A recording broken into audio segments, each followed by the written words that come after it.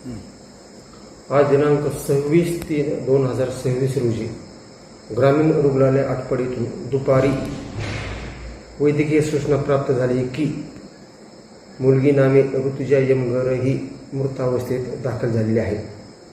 त्यावरून अधिक चौकशी केली असता मौजे बनपुरी तालुका आटपाडी येथील दादू हैबती यमगर याने त्याच्या 2 मुली नामे अनुजा यमगर वय वर्ष 11 व ऋतुजा यमगर वय वर्ष 9 यांना काल रोजी रात्री घरगुती कारणावरून हातपाय बांधून पत्र्याला टांगून ठेवले होते।